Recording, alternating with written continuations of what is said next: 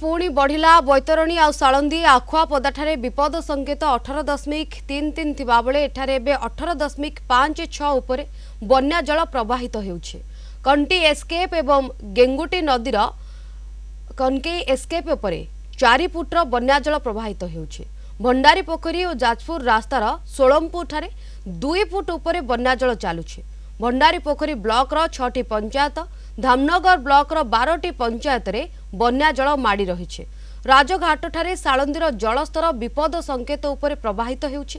विपद संकेत 17 फुट थिबा बेले एबे सेठारे 18.10 उपरे बन्या जल प्रवाहित हेउछि। तेबे नालिया नदीर मातगजपुर निकट रे 30 फुटर घाई सृष्टि होइछे। सालंदी बन्यार तल गोप बिंधा पंचायतर मातगजपुर जेनासाही नाथपड़ा आदि गाँ पूरापूरी जलबंदी अवस्था रही। भद्रक ब्लॉक विष्णुपुर गाँव 3000 लोक जलबंदी। गाँ रास्तार प्राय 5 फुटर बन्या पानी चलुछे। बोड़क पंचायतर ओराली गाँ भितरे पानी प्रवेश करिछि। सेहीपरि राजमुकुंदपुर और मातगजपुर ब्रिज उपरे 4 फुटर बन्या जल जोगु सेठारे संपूर्ण रूप से जोगाजोग विच्छिन्न हो जाइछे।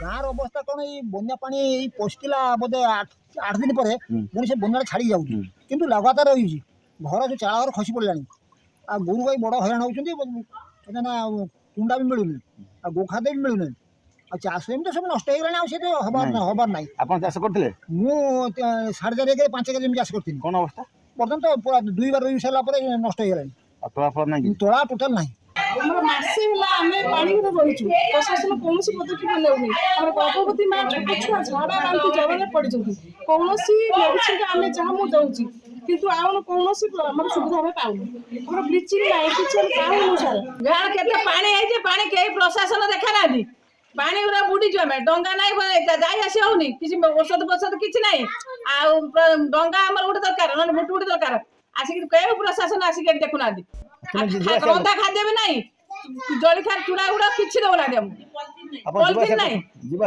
पेट टली बस टली परिया डला पड़ी डला बसी जाऊ 50 टना टली होला नौ सरकार किसी सरकार किसी ना खाली भोट देला आस कह 100 200 नियो भोट दियो।